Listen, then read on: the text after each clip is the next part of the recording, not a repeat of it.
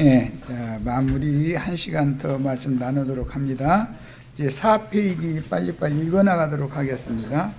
4페이지 위에서 두 번째 단락, 모세의 간절한 중재로 살아남은 백성들은 두려운 율법을 집행하시는 하나님이 강림하여 나팔 소리를 들려주셨던 시내산을 떠나서 여호와의 성막을 백성들의 장막들이 세워진 진영과 멀리 구별하여 떨어진 곳에 세웠습니다.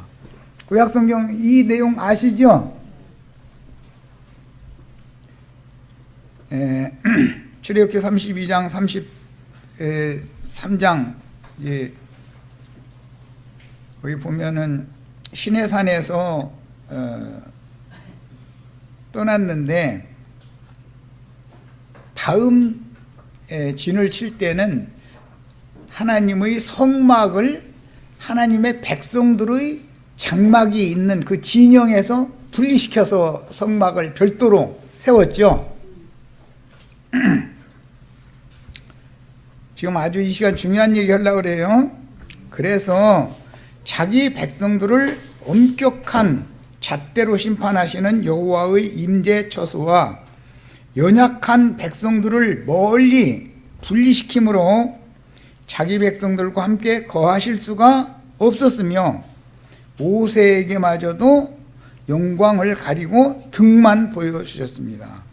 하나님께서 자기 백성들을 떠나서 멀리 혼자 계셔야 된다라는 것이 뭘 의미하는지를 깨달아야 되는 거예요. 이렇게 되면 하나님이 우리와 함께 거하시지 않으면 살았으나 다 죽은 자들이죠. 이해하셨죠?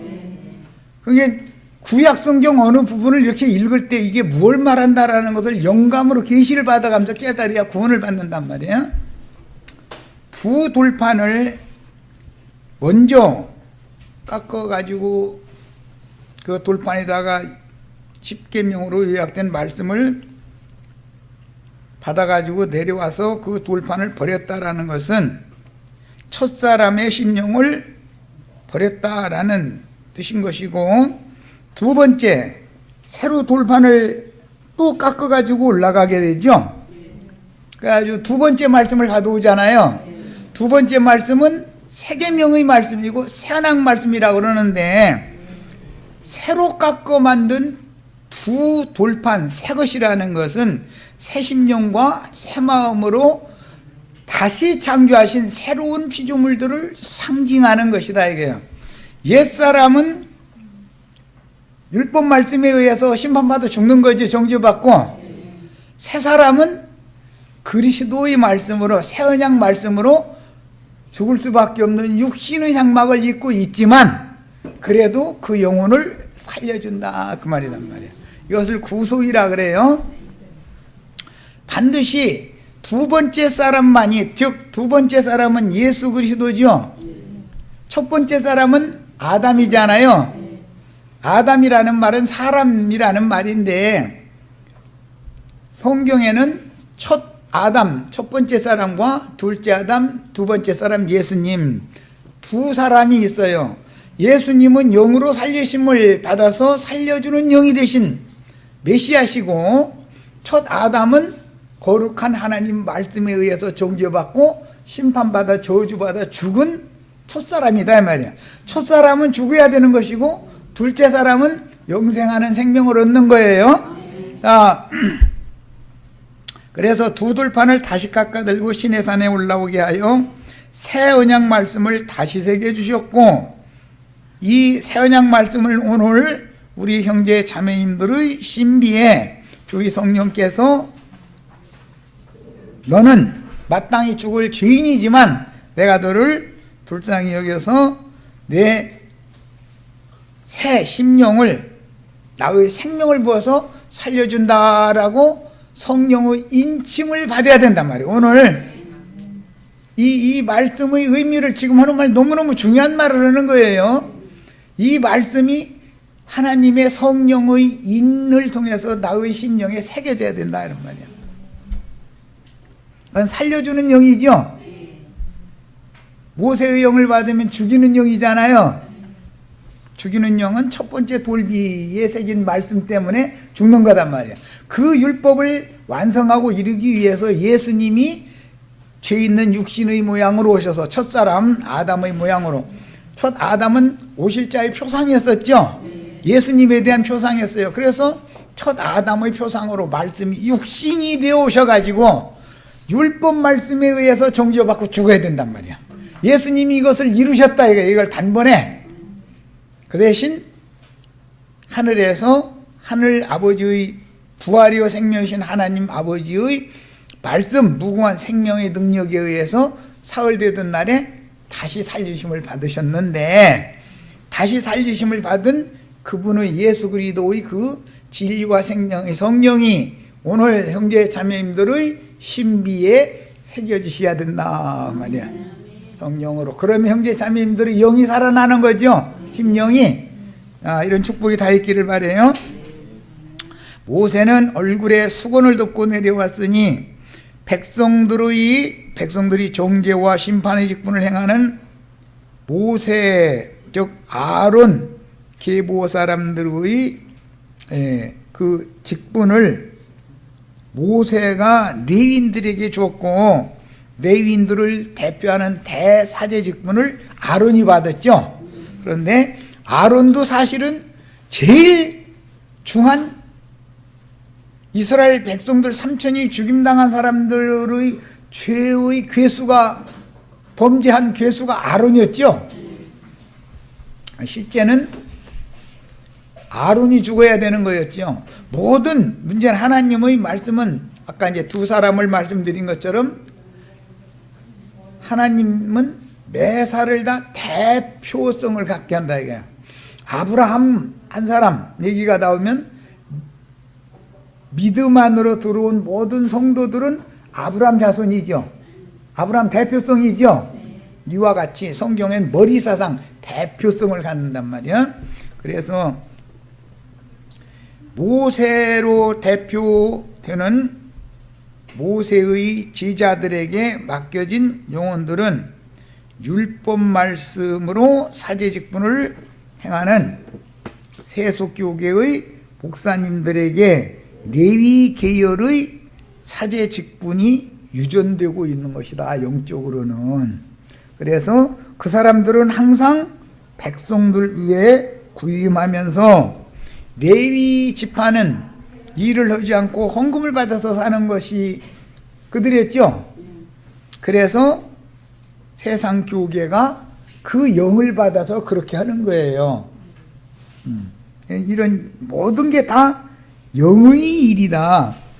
어떤 영이 어느 세대 사람들에게 누구에게 어떤 영이 유전되기 때문에 그러는 거다. 이것은 영적 생명의 유전인 것이다. 이게 혈통적인 생명의 유전은 표상일 뿐인 것이다, 그 말이야.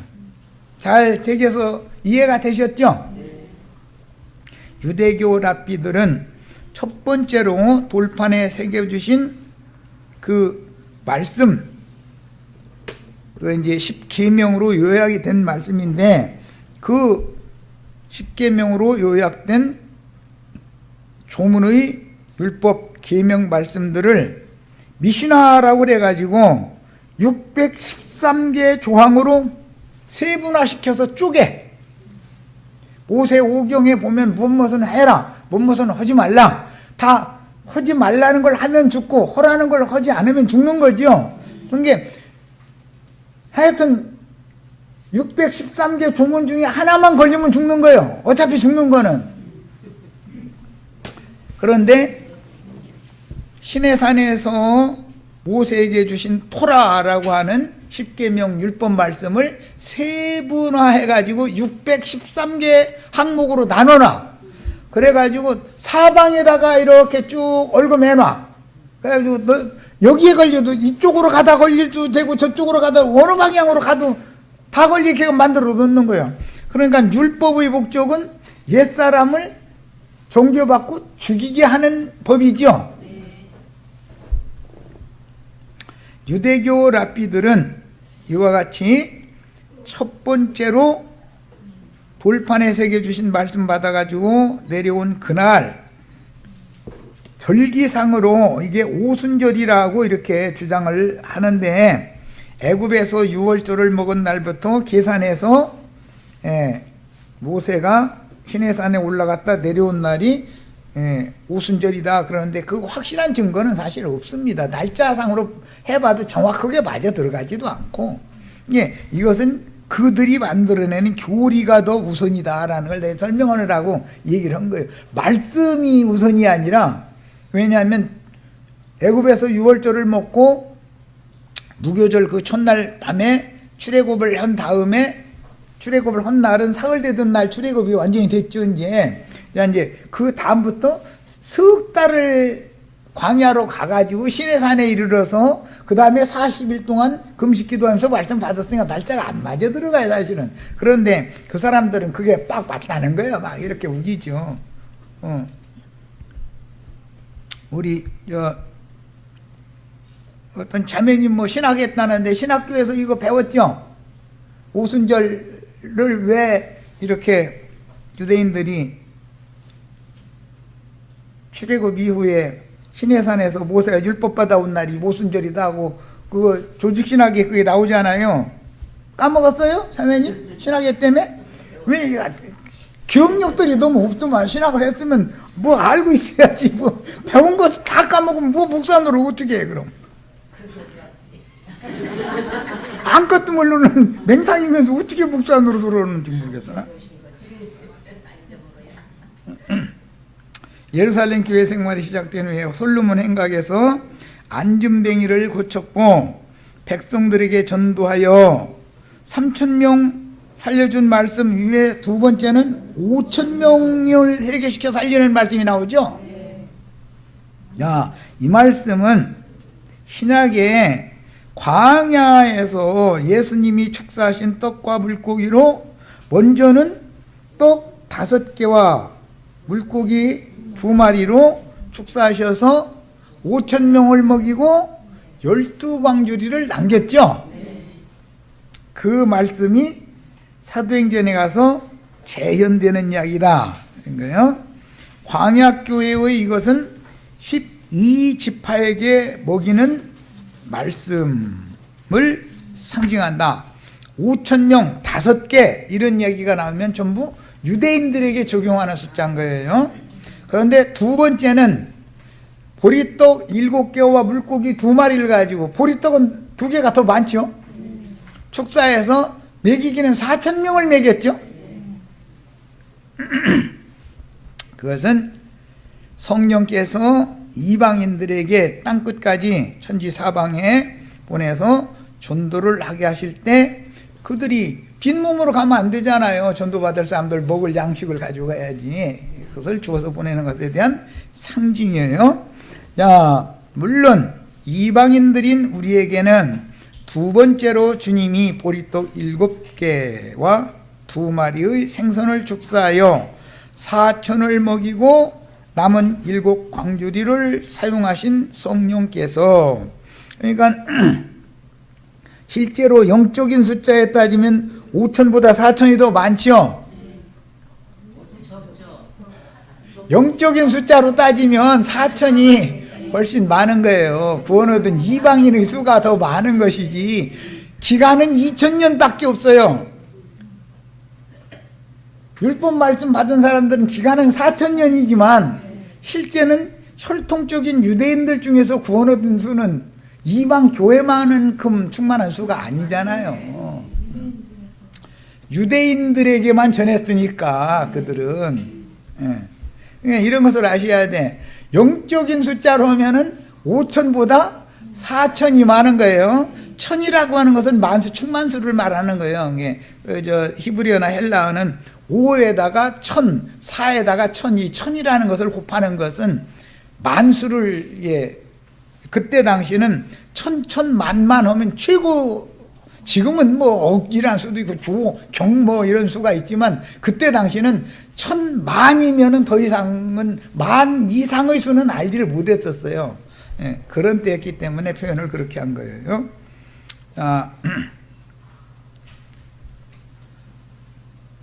구약 4,000년 동안에 혈통적인 이스라엘 중에 구원 얻은 수보자 그 5천 수보다 신약 2,000년 동안에 천지사방 이방인들에게 성령의 말씀을 통해서 구원받은 수가 사실은 더 많다 이거예요. 더 많아. 왜냐하면 시대가 지날수록 많은 인류가 이게 퍼져나갔고 온 땅 사방 모든 민족에게 전도를 했으니까 이방인의 때에는 히브리인들에게만 전도를 하면은 4,000년 시간이 걸렸다 해가지고 몇 명이나 구원을 받냔 말이야. 내가 지금 하는 말 이해되시죠? 자, 그래서 4천을 먹이고 남은 7광주리, 남은 떡도 7광주리였지 부스러기들도. 5,000명 먹을 때는 12광주리가 남았잖아요. 12광주리가 나오면 이스라엘 12지파에 해당하는 말이고, 7이라는 말이 나오면 이방인들에게 보냄받은 사도들이 나서 전도해서 세운 7교회에 적용하는 수단 말이야. 7교회죠? 네.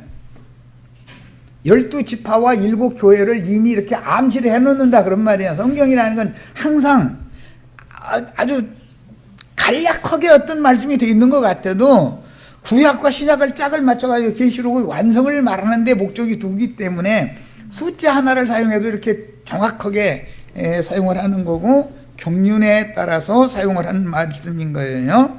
이방인의 때에 그 영에 의하여 모든 민족 땅 끝까지 보내심을 받은 주의 증인들은 각 성마다 주님의 몸인 교회를 세우고, 교회는 계시록에 가면 아시아에 있는 7교회죠. 7등대, 7영, 7나팔, 전부 7이죠. 계시록에 가면. 그러니까 12로만 계속 통하던 구약시대와 왜 신약시대에 와서 7으로 통하는가 이런 것을 이해를 잘 해야 된단 말이에요. 하나님이 우주를 경영하는 경륜 때문에 그래요. 먼저는 그 말씀을 자기 백성들에게 먼저 주시고, 그 다음에는 자기 백성의 더 이상 구원 얻을 자가 없으면 이제는 그 말씀을 이방인들에게 주셔서, 아브라함의 하나님은 유대인의 하나님만이 아니죠. 이방인의 하나님 되시는 하나님이죠. 그래서 그런데 먼저 구원할 자가 있다. 이거 먼저 구원할 자는 히브리인들이다 이 말이에요. 그 다음에 이방인들에게, 이방인들은 은혜로 구원을 받는 것이고 유대인들은 강요에 의해서 뭐든지 하는 거죠. 그런데 이방 교회 중에도 구약 시대에, 율법 시대에 모세의 율법 제도권 안에 있던 사람들과 이사야 선지자로부터 말라기 선지자까지 선지자의 말씀을 가르침받던 두 부류가 있었어요. 이스라엘 사람들이라 해서 다 똑같은 게 아니에요. 이스라엘 12지파라도 모세의 율법, 계명의 율법을 지키는 그 노선에 있던 사람들은 전부 버림받은 사람들이고, 그 중에서 선지자의 보냄을 받았을 때 선지자가 증거하는 영과 생명의 말씀을 영의 말씀으로 재해석하신 그 말씀을 받아들인 선지자의 제자들은 수가 너무 적었다 이거예요. 이게 구약 시대에도 실제로는 구원받은 수가 너무 적었던 것이죠. 신약 시대에도 육의 말씀으로 적용하는 기독교계는 수가 어마어마하죠. 그러나 거기에서 빼내심을 받은 영의 말씀, 하늘에 속한 말씀으로 재해석한 말씀으로 믿어서 구원받은 수는 아주 희귀하게 마련인 거다라는 걸 아셔야 돼. 우리는 희귀한 적은 무리에 들어가야죠. 버림받을 많은 무리에 들어가서는 안 되겠잖아요. 이것은 교회 생활은 계시가 필요하다. 영감이 필요한 거예요. 이런 말씀들을 감춰놓고 있기 때문에 성경이라는 건 의도적으로. 증인들은 이방인의 때 그 영에 의해 모든 민족 땅끝까지 보내심을 받은 주의 증인들은 각 성마다 주님의 몸인 교회를 세우고 진리 말씀으로 양육하여 어린 양이 서서 기다리는 시온산에 올라간 14만 4천의 신부. 이 14만 4천은 정절이 있는 자들이잖아요. 여자로 말미암아 더럽히지 않은 자들이죠. 그 말씀도 또 로마교식으로 해석하면은 여자는 신부님들 더럽히는 사람들이요. 그래가지고 신부님들은 장가 안 가잖아. 더럽힘 안 받으려고. 이렇게 해석하면 맞냐 그 말이에요. 성경이라는 게 문자대로 그렇게 해석하면. 그럼 거기 여자로 말미암아 더럽히지 않는다는 말은 다른 교훈을 가르치는 섞인 포도주 잔을 들고 있는 음녀 이세벨의 교훈에 그 영혼이 더럽힘을 받지 않은 사람들을 말하는 거예요. 그러니까 발람의 교훈, 니골라당의 교훈이 대표인데 음녀 이세벨의 교훈은 그런 교훈으로 영혼들이 더럽힘을 받으면 안 된다 이거예요. 그렇지. 그러면은 어린 양의 신부가 될 수 없단 말이야. 하늘의 시온산에 올라갈 수가 없는 거다 그런 말이야. 자, 이런 거룩한 신부를 거룩한 성 새 예루살렘으로 인도하는 남자 사역자들이 있는데 구약 시대에는 모세의 율법 제도권 안에 있던 사람들이 아니라 모세의 율법으로는 제사를 막 열심히 하라고 그러죠. 짐승 잡고 소 잡고 양 잡고 막 뭐 잡아가지고 막 피 뿌리고 기름 태우고 막 하라 그러잖아요. 안식일 날짜 절기 지켜라 그러잖아요. 그런데 선지자들은 와서 그런 제사 하지도 말아라. 날짜 절기 이런 거 나는 다 패할 거다. 그런 거 하지 말아라. 예? 이제 아주 짐승의 피와 기름 아주 내가 이제 냄새도 맡기 싫다. 이제 제발 그만 좀 해라 이러죠. 그러면 하라는 걸 지켜야 돼. 하지 말라는 걸 지켜야 돼요. 그렇죠. 두 번째 걸 지켜야죠. 모세는 하라고 그러는데 선지자도 하지 말라고 그러잖아요. 모세가 하지 말라는 걸 또 선지자들은 하라고 그래 또. 무슨 배짱이요 이거는. 예. 선지자들의 도선을 따라가야 된다 이거예요. 예수님 마태복음 23장에서 선지자들을 부지런히 보내셨다 그랬죠. 그런데 모세 율법 지키는 자들이 다 박해하고 죽였다는 거잖아요. 에? 그 피의 양을 너희가 또 더 채워라 그랬죠. 너희 조상들이. 너희 조상들 때에도 내가 내 종 선지자들을 부지런히 보냈더니 내가 보낸 선지자들을 너희 조상들이 대대로 다 박해했다. 그 조상들이도 율법 지키던 사람들이죠. 그리고 다 죽였다. 마지막으로 나를 죽여서 그 피의 양을 채워라 그랬더니 그들이 진짜로 예수를 죽이는 거잖아요. 그런데 예수 죽인 것으로도 양이 안 차. 그래가지고 그 피를 우리와 우리 후손에게 돌리소서. 그래가지고 이제는 후손 싸움이 이어지게 됐다 이런 말이야. 그래서 오늘 우리는 후손 싸움을 지금 마무리하는 시대에 살고 있는 거예요. 이 문제는 여기까지 그냥 간략하게 넘어갈 겁니다. 다음에 이제 소상하게 또 나눌 거예요. 이런 문제는. 그러니까 항상 때를 따라서 양식을 나눠주는 종을 보내시기 때문에 어떤 말씀을 증거하는 어떤 종이 나팔을 불면 그게 그 때라는 증거다 이 말이에요. 그 때에 맞춰서 하나님이 어떤 종을 보내서 일을 하시죠. 시도 때도 없이 어떤 일을 하시지는 않을 거 아니에요. 하나님이 뭐 중구난방으로 어떤 일을 왜 하시겠어요. 자, 이건 그냥 간략하게 넘어갑니다. 요한복음 이제 1장 18절로 갑니다. 본래 하나님을 본 사람이 없으되 아버지 품속에 있는 독생하신 하나님이 나타내셨느니라. 하나님이 예수라는 분을 통해서 나타내 주셨죠. 그런데 예수를 만나면 하나님을 본 거죠. 아버지를 만난 거죠. 그런데 예수를 봐도 이 초죽일 놈 나사렛 이단의 괴수가 어디가 딴소리하고 앉았고 이러고 배척하고 죽였다는 거예요. 오히려 영접하는 게 아니고.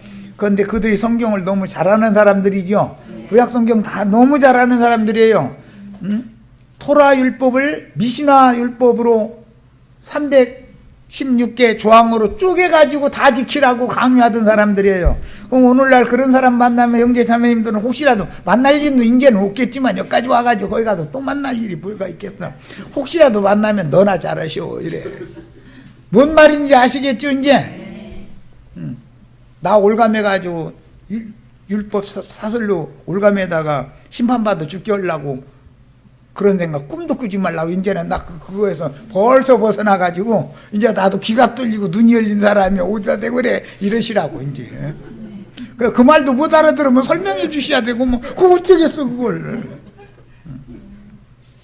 나 귀가 뚫리고 눈이 열렸다고 이제 이렇게 하면 그 말도 못 알아들어. 목사님들은 또 이게 뭔 소린지 또.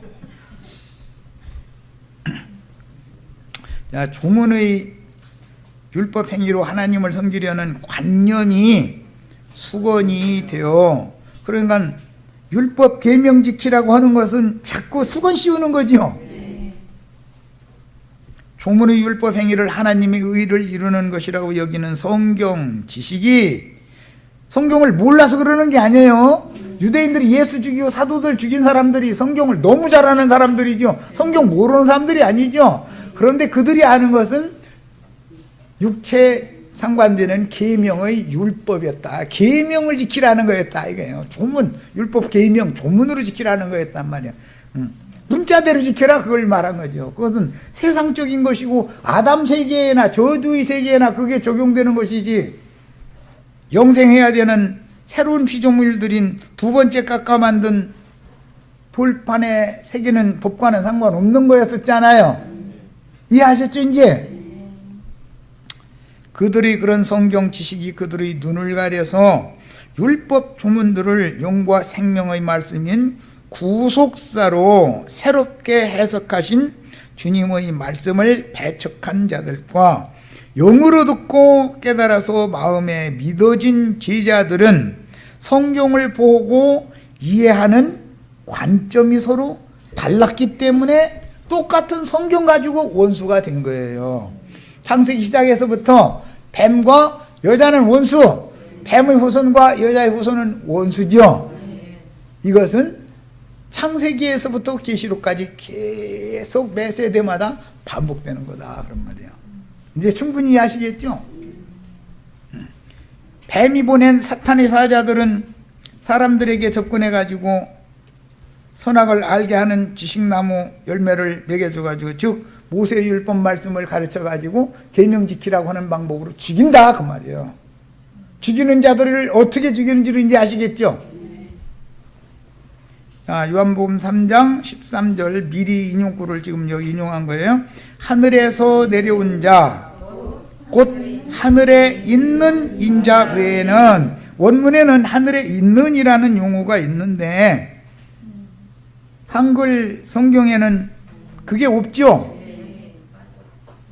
그리고 난하주에다가 하늘에 있는 인자라고 토를 달아놨죠. 성경에 있는 걸 아예 뺄 수는 없으니까 난하주에다가 슬쩍 해놓은 거예요. 그런데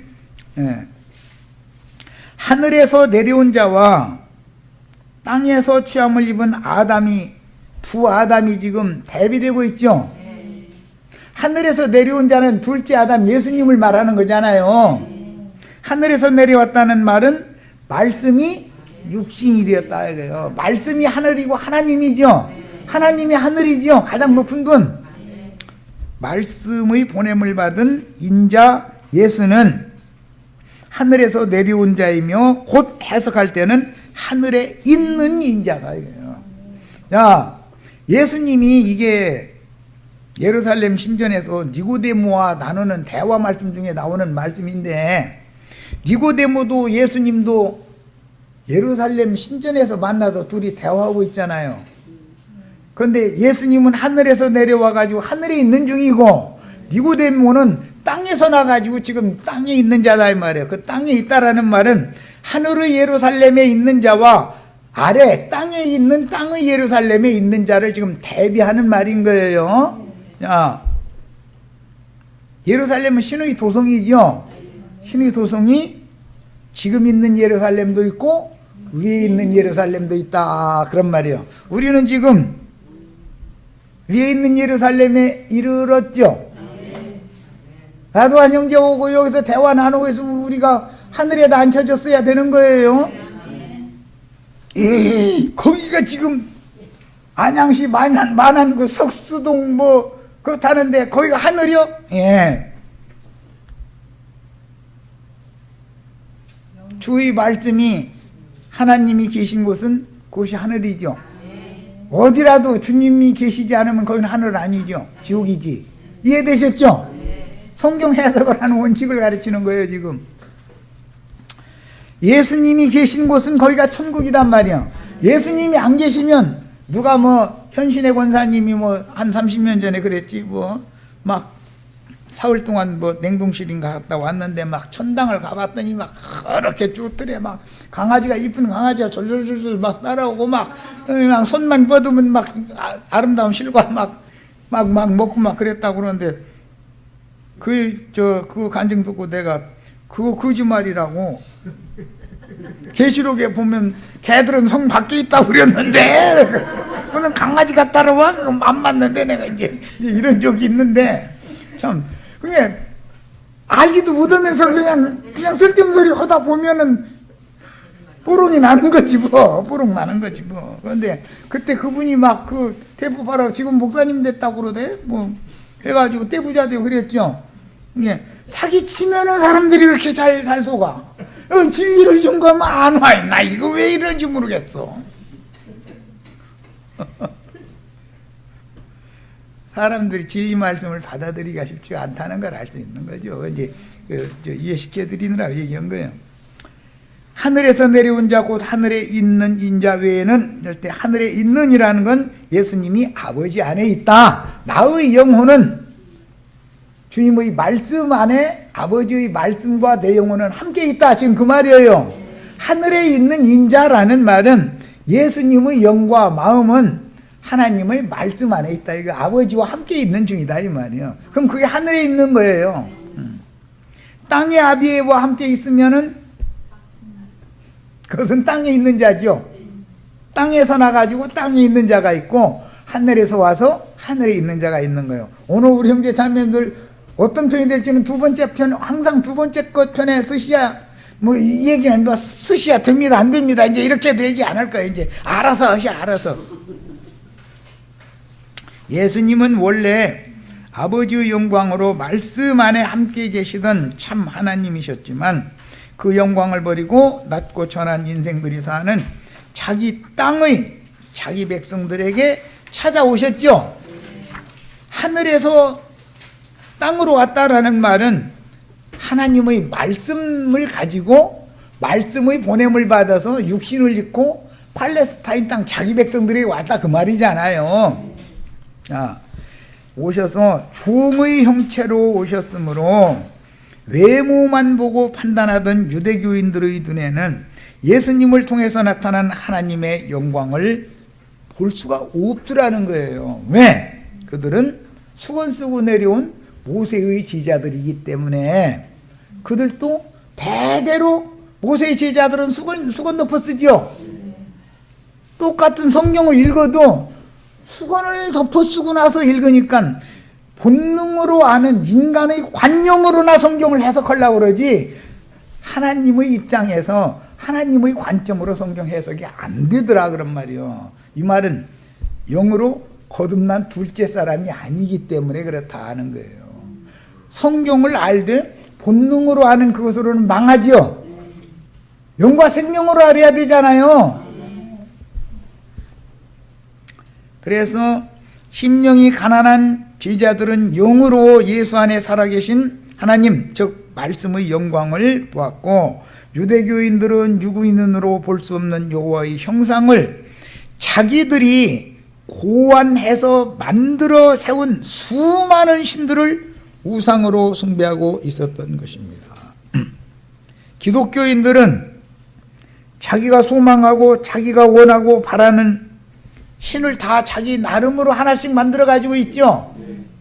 아까 어떤 분도 얼굴이 수심이 가득한 걸 내가 봤는데 그걸 해결해 주는 그 하나님, 무슨 문제인지는 모르겠으나 어쨌든 그 신을 마음에 지금 사모해가면서 그 신 만나러 지금 기도원에 오시는 중이잖아요. 근데 얼굴에 다 써 있잖아요. 그게 이렇게 딱 한 번 봐도 금방 알겠더만. 아, 저분이 수심이 가득한 것이 가정사에 뭐 어떤 어려운 많은 문제가 있는가 보다. 그럼 좀 자세히 들어 있었으면 일단 안 가고 좀 상담도 좀 하고 그랬을 건데 말이야. 또 그걸 못 견디고. 아버지 추수밭에 온 아들처럼 아이고 머리야 아이고 머리야 하다가 가버리니까 참 할 말 없는 거지 뭐. 왜 그렇게 머리가 그렇게 막 아파요? 내가 원하는 것과 안 맞는 얘기만 하면은 이게 막 영이 다르니까 부딪히니까 이게 막 열이 올라오고 머리가 아프죠? 그럼 그러다 죽는 거 아니요. 그런데 아이고 나는 좀 살리려고 좀 오늘 작정했는데 아따 이제 오늘 집에 일찍 못 가겠구나까지 나 다 생각하고 있었어. 그랬더니 정말 참.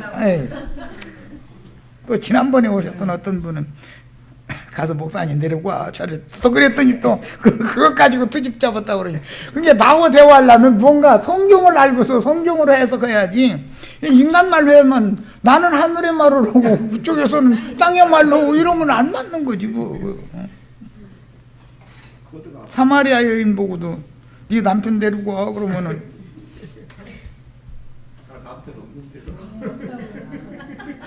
참 안 통하는 거지 뭐 그렇게 나오면.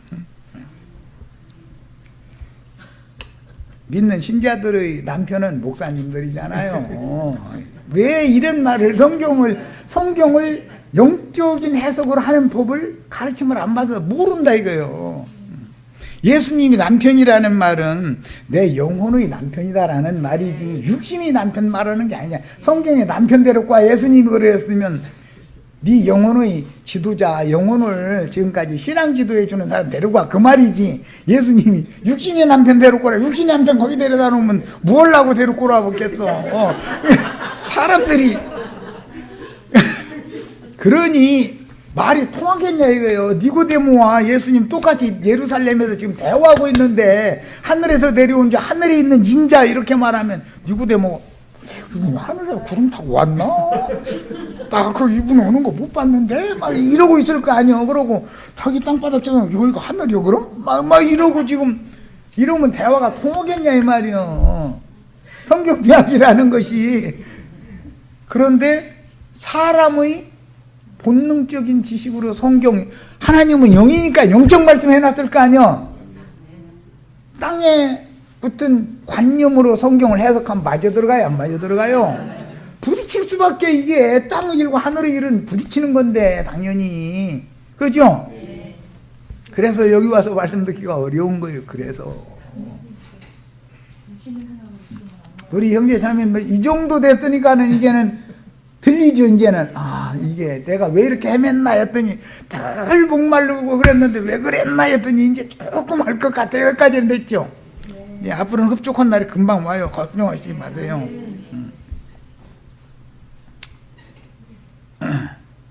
여름날 타작마당에서 냉수, 얼음 냉수 한 그릇 마시면은 시원하지. 심령이 가난한 제자들은 영으로 예수 안에 살아계신 하나님의 영광을 보았지만 유대교인들은 육의 눈으로는 여호와가 보여요 안 보여요? 하나님은 영이신데 육신에 있는 자들은 영이신 하나님이 안 보이잖아요. 그러니까 예수의 영 안에 말씀이신 하나님이 거기가 함께 계셨는데 안 보이더라는 거예요. 하나님의 영광이. 이건 왜 그래요? 모세 율법 제도 안에서는 모든 백성들이 심지어 레위 제사장이라 할지라도 지성소에 하나님 영광 앞에 갈 수 있어요 없어요? 못 가는 거예요. 오늘날도 지금 기독교인들이 하나님의 영광에 이르지 못하는 것은 왜 그러는 거예요? 그렇게 열심히 믿는데, 믿는 게 아니라 믿어 드리는데 왜 그래요? 응? 둘째 휘장이 딱 가로막아가지고 못 넘어가게 만들어서 그러잖아요. 이게 뭘 말하는 거예요? 육의 관념을 말하는 거다 이거요.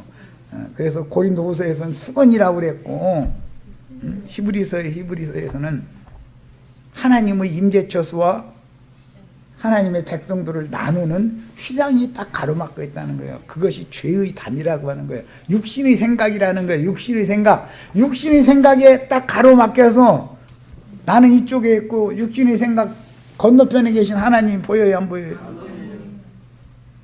자기 속에 스스로 성경 많이 아는 지식 속에 다 갇혀 있으면 자유와 해방을 받을 수 있어요 없어요? 이해하셨죠? 그들에게는 하늘문을 누군가가 와서 열어주는 사람이 필요하다 이거예요. 하늘문을 열어야 된다고 그러면 하늘을 어떻게 문을 열어? 이렇게 나가면 그 대화가 안 되는 거죠. 야, 이제 그러면 각자 믿는 신자들이 우상을 어떻게 신의 산 아래에서는 금송아지 우상 만들어 세워가지고 애굽으로 이렇게 인도를 받아 간다 그랬는데 그 일이 그러면 어떻게 적용이 되나 이제 보는 거예요. 에스겔 14장 3절로 11절 인자야 이 사람들이 여기서 인자는 에스겔 선지자를 보고 하는 말이에요. 이 사람들은 에스겔 선지자의 말씀을 들어야 되는 이스라엘 백성들이에요. 자기 우상을 마음에 들이며 다 이스라엘 백성들이 출애굽을 했을 때 시내산 아래에서는 금송아지 우상을 만들어 가지고 애굽으로 돌아가자 그랬죠. 그런데 그 금송아지의 인도를 따라서 애굽으로 가는데 애굽의 일 중에서 누구는 고기 까마 곁에 있던 것을 생각해서 그 신을 쫓아가는 거고 누구는 외와 부추와 마늘 먹던 걸 생각해서 그 마음속에 그걸 사모하니까 애굽의 바로가 그들의 남편이라 바로가 주는 음식을 먹으러 가려고 한다 이거예요 자꾸. 그런데 하나님이 하늘에서 내리는 만나는 세상 말로 맛대가리가 없어서 못 먹겠더라는 거예요. 이거 이렇게 우리 입에 맞지 않는 거예요. 이런 음식을 먹여가면서 그러고 가는 길도 평탄하고 안일한 길로 이끌어 가야지 왜 이렇게 험한 산지길로만 이끌어 가느냐. 길과 음식이 우리 입에도 맞지 않고 길이 내 적성에는 안 맞다. 그래서 애굽으로 돌아가자 그랬다는 거예요. 이해하시겠죠? 이제 금송아지 우상의 인도를 따르면 무리넉넉한 평약길로 평탄한 길로 인도하죠. 무리넉넉한 평탄한 길을 자꾸 따라가다 보면 어디에 도달돼요? 롯이 눈을 들어서 보니까 소돔성 쪽을 이렇게 봤더니 물이 넉넉해가지고 예쪽 에덴 동산처럼 그렇게 좋아 보이더라는 거잖아요. 그래서 거기로 갔죠. 그거 뭐예요? 지금 우상숭배, 우상 쫓아간다는 거잖아요. 그림이죠. 그런데 우상을 각자 자기 우상을 자기 마음에 들이더라는 거예요. 이스라엘 백성들이. 그런데 그게 뭐냐? 죄악의 걸림돌을 자기 앞에 둔 것이다. 자, 우상을 자기 마음에 들이고 죄악의 걸림돌을 자기 앞에 두었다. 죄악의 걸림돌이라고 하는 것은 그때 당시는 산당 제사장들을 염두에 두는 말인데 오늘날로 말하자면 죄악의 걸림돌을 거치는 반석을 자신 앞에 둔다. 이 말은 거치는 반석 걸림돌이라고 하는 것이 오늘날로 말하자면 신부님 목사님들이다 그 말이에요. 산당 제사장들을 앞에다 두고 나서 자기가 원하는 우상을 마음에 들이고 있는 거죠. 예배당에 예를 들어서 뭐 몇만 명이 모였어. 그러면 다 나름대로 가서 다 자기가 원하는 거 기도하죠. 그잖아요. 사업의 문제 첫 번째는 이제 잊어먹도 안 해. 난 사업의 문제, 남편의 문제, 아내의 문제, 자녀의 문제, 가정의 문제, 그리고 나머지 모든 문제 해결하여 주시옵소서 그러는데 누구는 무엇 때문에 오는 목적은 다 다르죠. 하나님 예배하러 왔는데 목적은 자기 우상 숭배하러 온 거 아니에요. 자기 마음에 있는 우상. 질병의 문제 이거 뺐네 참. 질병의 문제 병 고쳐달라고. 뭐 질병도 한두 가지요. 애굽의 질병 출애굽기에 보면은 막 수십 가지죠. 애굽의 학질과 눈먼과 뭐 주먹음과 뭐 벙어리 되는 것과 뭐 막 별로 뭐 하여튼 그게 애굽의 저주다 이거예요. 예배당에 모이면 전부 다 그런 눈먼 자, 병신들, 귀머거리들 다 와서 모여서 자기 소원하는 바 이거 해결해달라고 모여서 그 난리 내는 거 아니에요. 그래서 자기 우상을 각각 자기 마음에 다 드리게 돼 있다는 거예요. 우상 숭배하는 자들은. 그 신앙을 지도하는 자들의 걸림돌인데, 거치는 반석인데, 이게 누구냐면 구약시대에는 산당 제사장들인데 오늘날로 말하자면 목사님들이다 그런 말이에요. 성경을 이제 오늘 자료해드렸으니까 가서 자세히 이렇게 다 읽어보시고 내일 모레 또 가지고 나오시길 바래요. 자, 시간이 됐으니까 여기까지 마치겠습니다. 우상 숭배에서 벗어나셔야 돼.